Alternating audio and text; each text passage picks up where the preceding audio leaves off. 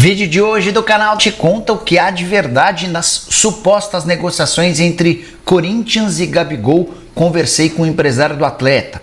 Falo também sobre o Flamengo. O presidente Rodolfo Landim ficou bravo depois de ser cobrado por conselheiros do Fla em relação ao caixa rubro-negro, que anda bastante baixo. Alexandro estreando com a camisa do Flamengo. Falo também sobre a Caixa exigindo R$1 bilhão do Flamengo pelo terreno onde será construído o futuro estádio rubro-negro. As últimas no mercado, bastidores, finanças e muito mais. Fala aí pessoal, sou Jorge Nicola, bem-vindos a mais um vídeo do canal. Sempre bom ter vocês por aqui, sem perder tempo, só desejar um ótimo fim de semana, pedir para você deixar like e se inscrever no canal. Agora sim, bora começar o vídeo com aquele tradicional giro de notícias e a primeira informação é sobre o Vasco da Gama. Felipe Coutinho ainda é dúvida para o confronto de domingo contra o Flamengo. Atleta que vinha se recuperando de uma lesão muscular, depois teve Covid e não consegue entrar em campo desde o confronto contra o Red Bull Bragantino. Bora falar agora sobre o Flamengo, mais confusão em relação ao terreno no gasômetro onde o Fla pretende construir seu estádio. Essa treta é antiga e a grande novidade é de que a Caixa está cobrando R$1 bilhão para liberar o terreno para que o Flamengo possa utilizá-lo. Vale a lembrança de que algumas semanas atrás, a Prefeitura do Rio de Janeiro desapropriou o terreno da Caixa. E em leilão, o Flamengo arrematou o espaço por R$146 milhões. Na teoria, o terreno passaria a ser do Flamengo, mas a Caixa foi à Justiça e agora está exigindo essa bolada. Na avaliação da Caixa, são 240 milhões pela propriedade do terreno e mais 840 milhões em títulos de direito da área, essenciais para aumentar o potencial construtivo do local. Agora, a Prefeitura tenta mediar essa situação para que o Flamengo possa passar a utilizar o terreno o mais rápido possível. Há também um debate na Câmara de Mediação da Advocacia Geral da União, que só deve concluir essa mediação a partir de novembro. Então, é de se imaginar que o Flamengo tenha dificuldade e precise aguardar para que possa começar a tomar posse do terreno e a partir daí iniciar suas obras. Só para completar sobre o Fla, o rubro-negro anunciou nesta sexta-feira que Pedro passou por cirurgia no joelho. A cirurgia foi bem sucedida, prazo de recuperação de 9 a 12 meses. Hora de falar sobre o Flamengo com caixa praticamente zerado.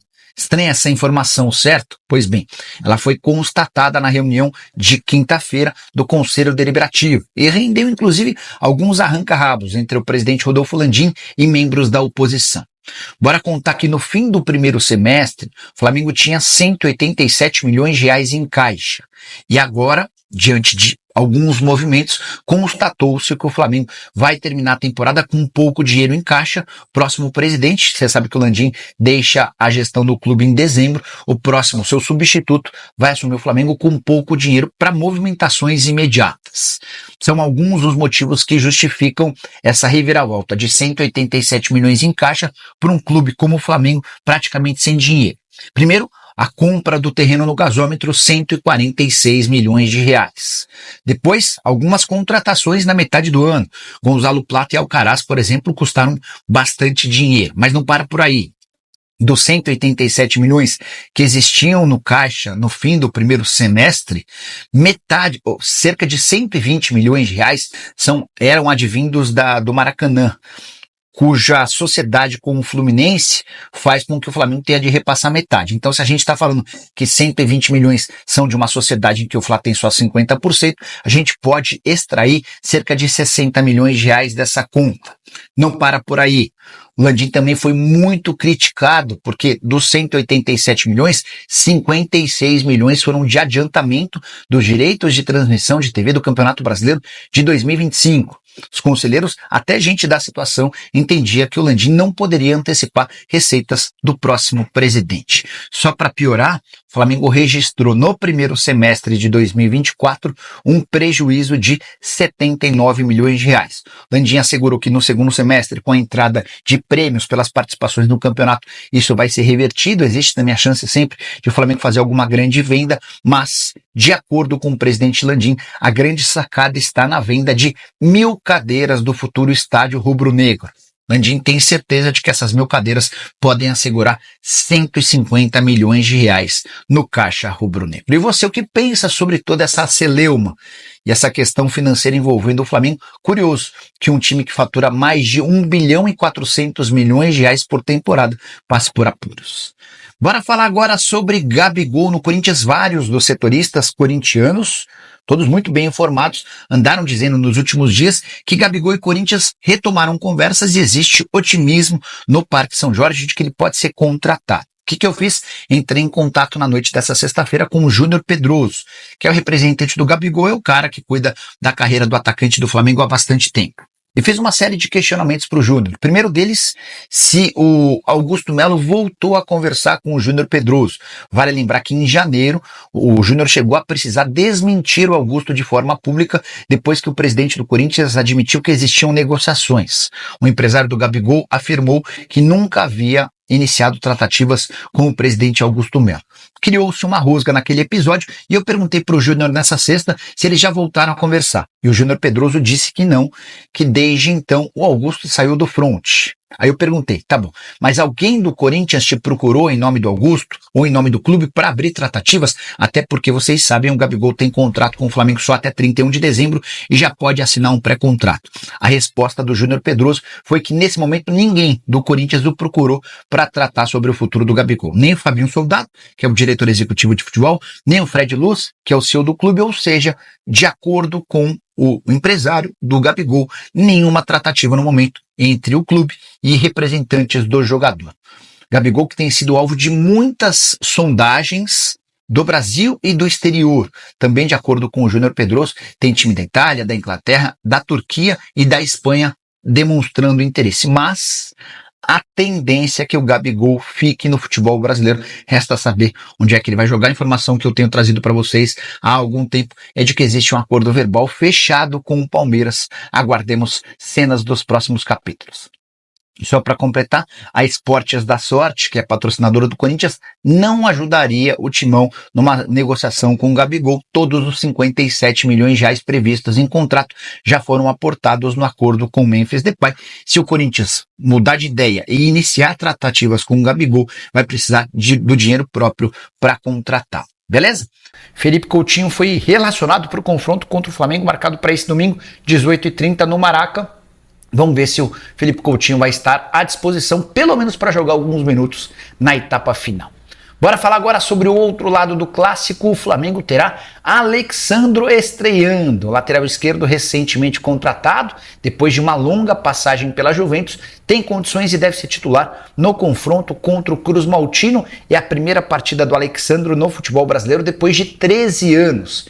Ele havia jogado pela última vez por aqui em 2 de julho de 2011, quando ainda era atleta do Santos, na oportunidade de vitória por 1-0 contra o América. Alexandro, que foi alvo do São Paulo, do Botafogo, do Corinthians, do Palmeiras e do Flamengo, prevaleceu o rubro-negro, aquele que se dispôs a pagar mais R$1.300.000 por um contrato até dezembro de 26, prorrogável por mais um ano. Alexandro, que jogou pelo Porto e pela Juve, desde que deixou o Peixe, e leva para esse confronto contra o Vasco um retrospecto bastante favorável em clássicos.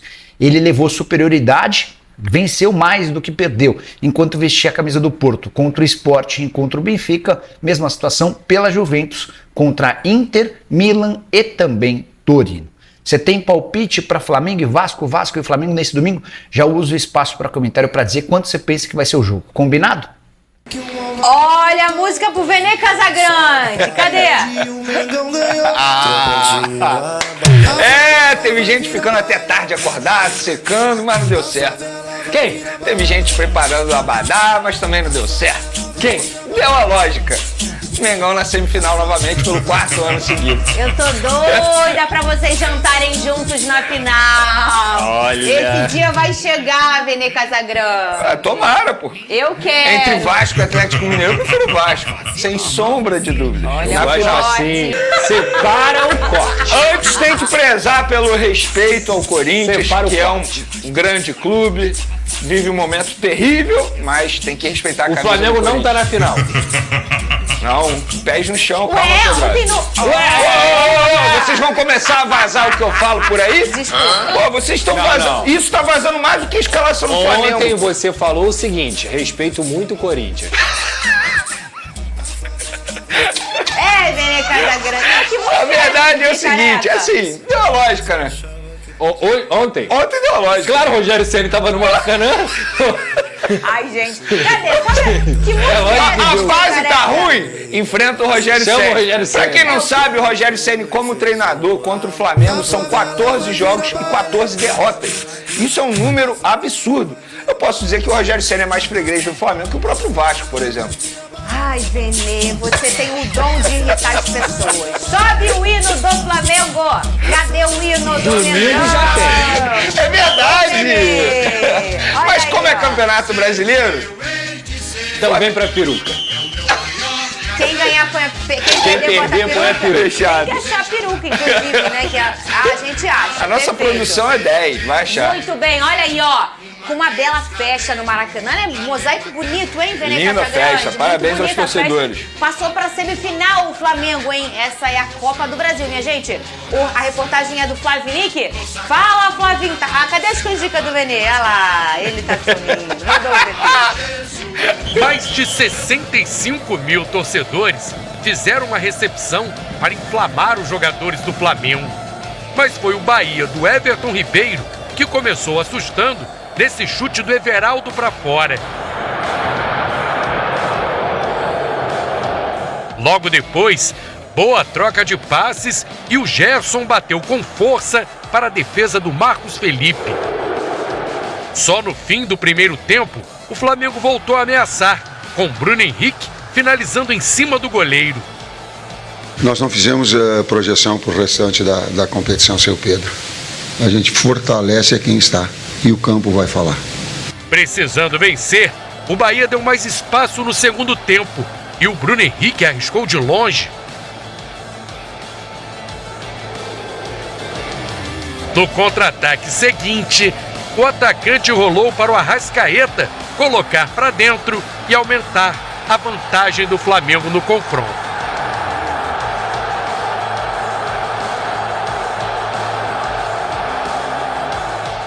Chegou no sábado e o trabalho que o Arrascaeta fez, eu falei, ele não vai para o jogo. Então, se colocar à disposição, isso é um caráter, é aquele outro aspecto que ele gere quando fecha as cortinas ali dentro tem. Esse grupo tem. O Flamengo faz 2-0 no placar agregado e vai disputar a semifinal da Copa do Brasil pelo 4º ano seguido. Na próxima fase, encara o Corinthians por uma vaga na decisão. Então eu não quero falar de Flamengo e Vasco antes de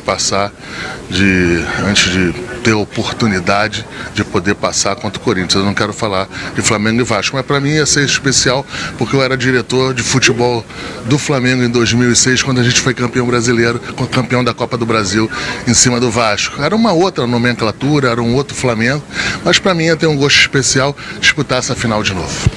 O Flamengo chega na semifinal da competição pela 17ª vez, quebra recorde e ainda aguarda energia para o clássico contra o Vasco, domingo no Maracanã. Parabéns pelo VT, Flávio Vini. Tal como a atuação do Flamengo ontem, Gostou, impecável. Gostei. Gostou? Gostei. Assim, a gente estava até conversando aqui no off, elogiando alguns jogadores individualmente falando, só que eu quero destacar o coletivo do Flamengo. Eu acho que o grande craque do Flamengo ontem foi o coletivo, o jogo coletivo. O técnico Tite mostrou que ele soube utilizar muito bem esse período da data FIFA, melhorou muitas situações de jogo, inclusive o setor defensivo não sofreu tanto com jogada aérea, e a grande verdade é o seguinte, o Flamengo controlou a partida. Foi apenas um lance do Bahia no começo do jogo, que eu acho que foi muito mais mérito do Everton Ribeiro, que é um cracaço da bola e acabou achando o centroavante, que perdeu uma baita oportunidade, mas perdeu também porque o Matheus Cunha saiu muito bem do gol, fechando o ângulo.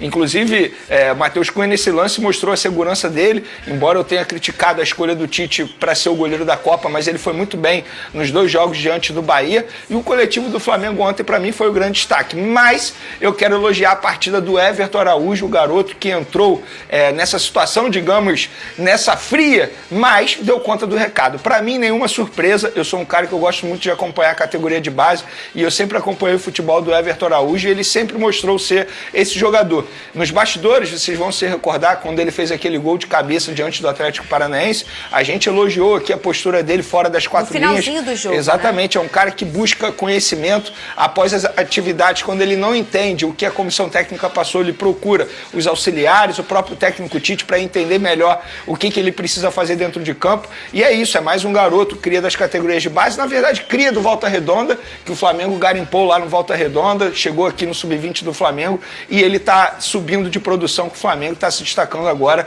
na saída do Igor Jesus, que foi vendido pelo Flamengo, ele entra nessa vaga. Bruno Henrique, esse que está com a bola aí, fez uma baita partida, Luiz Araújo novamente fez um grande jogo, o Wesley jogou muita bola, parabéns ao futebol do Wesley ontem, o Gerson, elogiar o Gerson, é chover no molhado, mais uma grande partida, o Arrascaeta, que eu achava que estava muito apagado, inclusive até conversando com uma amiga minha, falando, quando eu critiquei o Arrascaeta e ela também, foi aí que o Arrascaeta fez o gol, mas craque é isso, craque não se tira, ele foi substituído porque ele pediu para ser substituído, teve um incômodo muscular.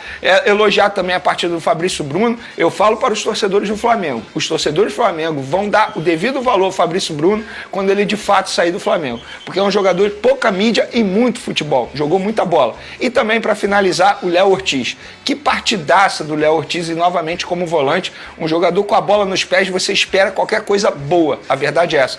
Seja jogando como zagueiro, seja jogando como volante. Para quem, eu acho que quem esteve abaixo ontem da partida do Flamengo foi o Ayrton Lucas. Não fez um grande jogo, eu acho que ele sente muita pressão, o lado psicológico acaba pesando muito, mas de maneira geral, parabéns ao Flamengo pela atuação ontem, repito, uma atuação coletiva muito bem. Controlou tanto o jogo de ida quanto o jogo de volta, mereceu passar de fase e agora está novamente na semifinal da Copa do Brasil, 4º ano seguido. É aquilo que se esperava do Flamengo. Quer espetáculo? Vai pro Rock in Rio, que começa hoje. O Flamengo venceu dentro de campo, fez o dever de casa e pronto. Está na semifinal da Copa do Brasil. Mas é isso que a gente fala por aqui, não é, Lucas Pedrosa? Há muito tempo. A gente fala isso há muito tempo aqui. Tudo bem que a gente entende que a torcida do Flamengo chega num momento, né, da vida dela em que ela realmente tem que cobrar boas atuações, porque ganha tudo, a última década é muito vitoriosa, e aí começa realmente a cobrar. Não, mas o problema é quando tem uma atuação como foi diante do Corinthians. E aí o torcedor do Flamengo tem que cobrar. Claro. Porque o Flamengo, independentemente do investimento, não pode ter uma atuação como aquela contra o Corinthians, que foi totalmente sem vontade. Não foi apenas desorganização tática. Em alguns momentos o torcedor está certo. Mas ontem, quem queria espetáculo, repito, vai pro Rock in Rio. Mas é isso, como em jogos de Libertadores, esse jogo de mata-mata, gente, nem sempre vai ser um jogão. O importante é passar, o importante é garantir a vaga. E aí, vamos jogar mais um pouquinho de confete no menino Everton Araújo, Pedrosa? O Vene traz a informação que aí ele chega para suprir a vaga do Igor, que foi o Igor Jesus. Vendido. Graças a Deus que a gente não tem aquele negócio de 2 nomes no futebol carioca, né? Acabou esse problema pra gente. E o Igor Jesus foi vendido, esse é o Igor Jesus do Flamengo. E aí, na verdade, então eu acho que esse jogo ficou muito nítido pra gente entender que, na verdade, o Everton Araújo já é o suplente imediato, porque na vaga do Alan, ele fez a escolha de colocar o Everton. E deu tudo certo, Pedrosa. Não, o Tite ontem teve uma leitura de jogo perfeita. Primeiro no Everton Araújo, quando ele para de insistir no Alan, que claramente não conseguia entregar o que era para entregar com toda a pompa que veio a contratação dele. Ele acerta na escolha do Bruno Henrique como centroavante, que nem centroavante é um atacante, porque ele flutua pelo lado direito, flutua pelo lado esquerdo, faz facão pelo meio, consegue ser importante também na cabeçada, e para mim foi o melhor da partida ontem. E ele escolhe novamente o Léo Ortiz para ficar também nessa vaga de volante. Então o Flamengo ontem teve um time extremamente equilibrado, com a cara do Tite. Resultado e regulamento debaixo do braço, controlou o jogo o tempo inteiro. O Bahia é uma equipe extremamente qualificada, mas sempre falo aqui, falta o matador no Bahia, falta aquele camisa 9 que vai botar a bola pra dentro, que o Everton Ribeiro vai deixar de cara, que o Cauli vai deixar de cara e esse cara vai decidir. O Bahia não tem esse jogador. E o Flamengo se aproveitou muito bem em relação a isso. Luiz Araújo também fez uma boa partida, um time equilibrado, um time consistente, que não sofreu e está classificado para as semifinais, inclusive com a queda do São Paulo na Copa do Brasil. O Flamengo é o único time que está nas 3 competições dentro do futebol brasileiro. Isso só mostra, mais uma vez, que você pode até contestar o desempenho, hora ou outra, tudo bem. Mas esse é o Tite, ele vai te entregar resultado. Muito bem, olha, o Braz falou também sobre a situação do Gabigol no clube, Vene. Ele viu uma renovação como distante e acredita que o jogador terá mais oportunidades com a lesão do Pedro. Cadê? Ele é um jogador experiente, não é nenhuma criança. Ele sabe que vai ter, com certeza, outros ares aí que, teoricamente, se o Pedro se estivesse dentro das suas condições, talvez ele não iria ter tanta chance. Isso acontece no futebol, não é o primeiro, não é o único. O que é importante é dizer que o Gabriel várias vezes resolveu nossos problemas e resolveu bem resolvido. É isso aí, ele teve um pouquinho de oportunidade ontem, hein, Vene? Teve um pouquinho de oportunidade, mas a tendência é que até o fim da temporada seja apenas esse pouquinho.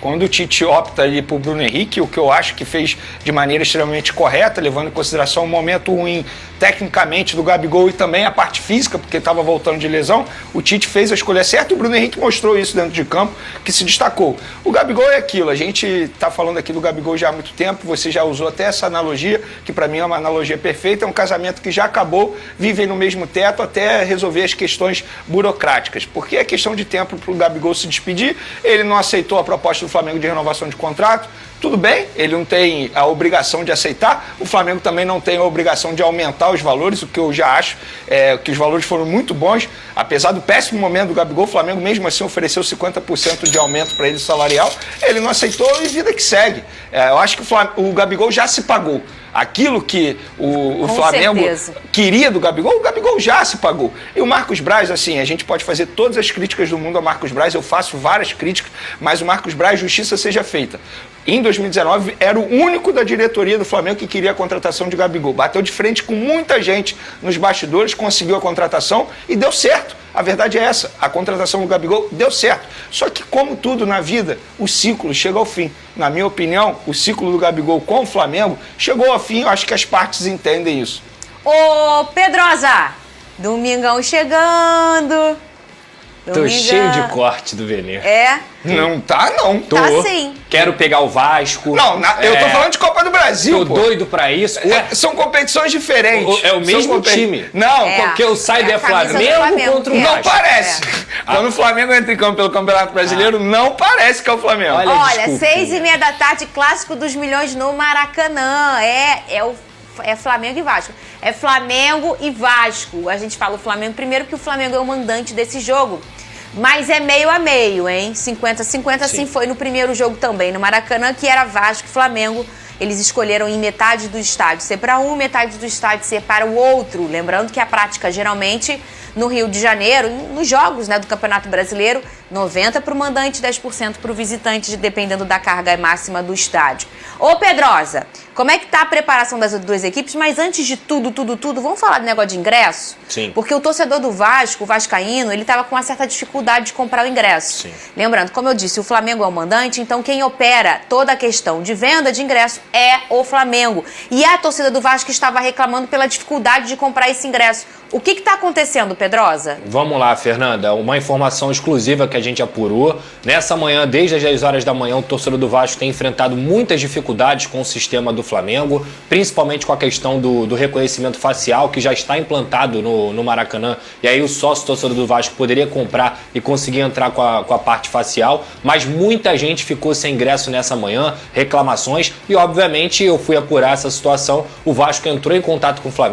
Flamengo admitiu que há uma instabilidade no site e o Flamengo fez também, junto com o Vasco, de tudo para que isso fosse resolvido. A apuração que eu tenho é que esse sistema deve ser normalizado até às 14 horas dessa sexta-feira, mas para minimizar os prejuízos que já foram causados para a torcida do Vasco, o Flamengo decidiu abrir pontos físicos para que a torcida do Vasco pudesse comprar também fisicamente. Então, dessa forma, daqui a pouquinho, não sei se já soltaram, até porque eu estava ao vivo, mas daqui a pouquinho vai ter um comunicado dizendo um pouco desses pontos físicos onde o torcedor do Vasco vai poder comprar seu ingresso. Quem já fez a compra online vai estar valendo da mesma forma, então é uma forma de resolver. Muita gente falou assim, boicote, mas a informação que eu apurei é que o Flamengo tentou também ajudar o Vasco a resolver a situação que não estava fugindo do controle do Flamengo e era uma questão do sistema realmente. Sim. Então pontos físicos vão ser abertos para que o torcedor do Vasco não seja lesado, até porque, como você muito bem destacou, esse jogo é 50-50. Eu acho isso extremamente positivo para o futebol carioca, porque não tem nada mais bonito no Maracanã do que você ter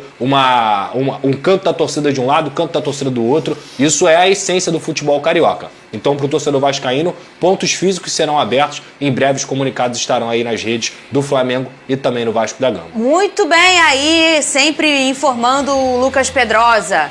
Preparação para o Flamengo ainda não tem, né? O povo ainda está respirando aí a classificação. Sejamos francos, o Flamengo provavelmente vai ter muitos desfalques aí. A gente pôde ver um Arrascaeta ontem que pediu para ser substituído, e a gente sabe que quinta-feira que vem tem um jogo extremamente importante contra o Peñarol. De La Cruz ainda é dúvida também não vejo motivos de você forçar a barra. Caso ele não esteja 100%, eu acho que o foco total tem que ser no jogo contra o Peñarol, porque o Flamengo tem que fazer o resultado aqui no Maracanã, porque jogar lá no Uruguai vai ser difícil. A verdade é o seguinte, Fernando, o Campeonato Brasileiro para o Flamengo está se tornando a terceira opção.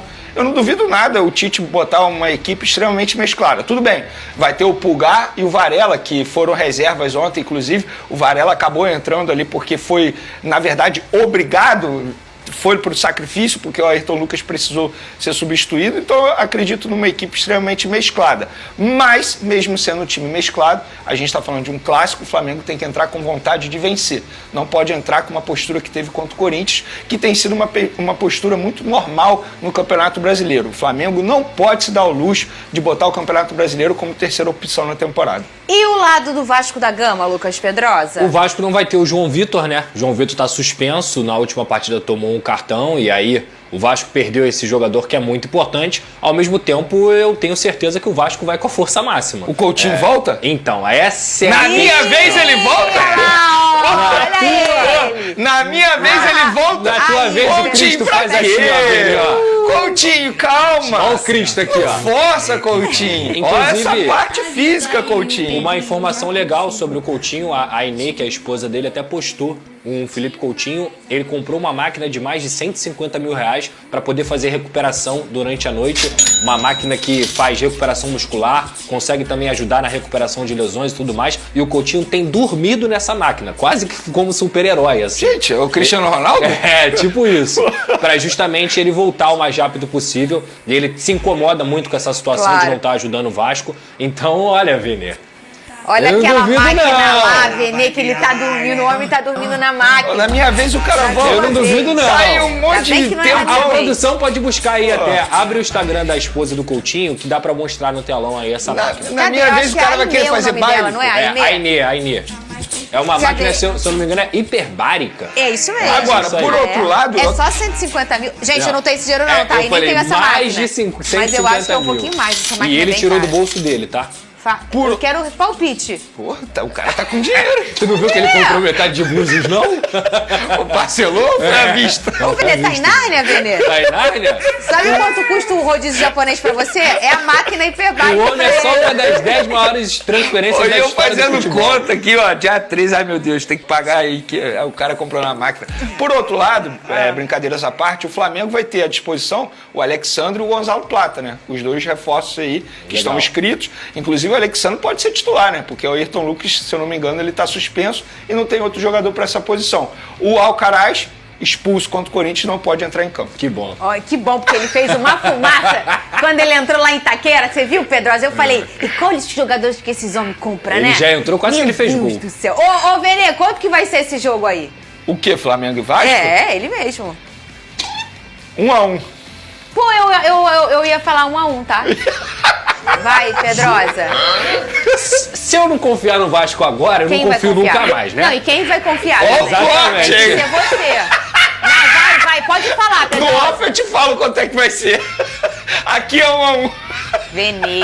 Ó, eu vou te encorajar. É isso aí, Pedro. Você tem que ter confiança, orgulho do seu time. Pô, vai. o Coutinho dormindo na máquina e você não vai botar isso. confiança? 2-1 Gigante da Colina. Ih, ó o corte! Produção, ó o corte. Ó, não fica nervoso, não. Ah lá, cara de Overhead, microfone e tudo. Foi cheio de pré-treino. Eu acho que vai ser 1-1 também. Ele tomou pré-treino tem mais tarde hoje. Porque tem Rock in Rio hoje. Bota meu. aqui na Marceneiro, tela. né? Cadê? Cartório, cara. Cartório. Achou? Não achou ainda? Ah, daqui a pouco a gente vai mostrar a máquina. Vai pro lá, Rock in Rio, caríssima. Vene? Quem viver Não, verá. ele vai dormir na máquina hoje do Coutinho. Exatamente. Aqui, ó, o Botafogo, meu fogão, encara o Corinthians, esse jogo é sábado, tá no Newton Santos. Ah, o jogo é 4 horas da tarde? Não, é proibido. Neste domingo, o Flamengo e o Vasco se reencontram em um clássico marcado pela lembrança da goleada histórica de 6-1 aplicada pelo rubro-negro no primeiro turno do Brasileirão. Desde então, as equipes passaram por transformações significativas. Embaladas pela classificação na Copa do Brasil, ambas chegam para o confronto vivendo momentos bem diferentes. O Vasco, que já figurou na zona de rebaixamento, conseguiu se recuperar e ocupa agora a 9ª posição. O Flamengo, que chegou a liderar o campeonato após aquela vitória, entra em campo neste domingo como 4º colocado. No primeiro turno, o gol de Vegetti logo aos 9 minutos parecia prenunciar um duelo equilibrado, mas o Flamengo rapidamente tomou conta do jogo, virando o placar e construindo a maior goleada da história do Clássico dos Milhões. Com gols de Cebolinha, Pedro, Davi Luiz, Arrascaeta, Bruno Henrique e Gabigol, o rubro-negro consolidou sua superioridade.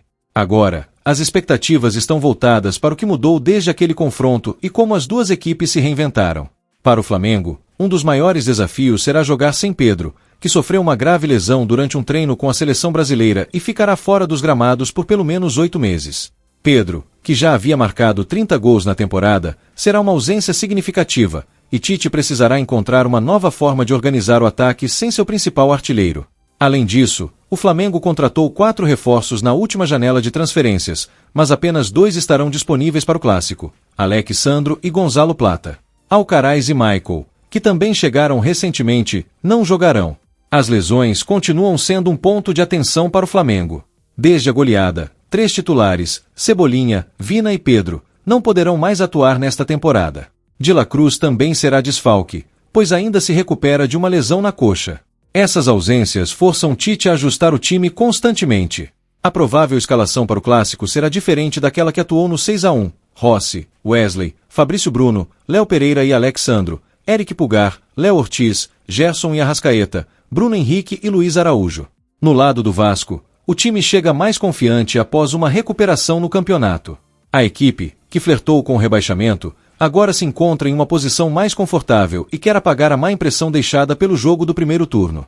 O sistema defensivo vascaíno, que sofreu 26 gols nos últimos 17 jogos, será um dos pontos fortes a ser testado pelo ataque rubro-negro. A defesa do Vasco tem sido destaque e ocupa a 5ª melhor posição no campeonato nesse quesito.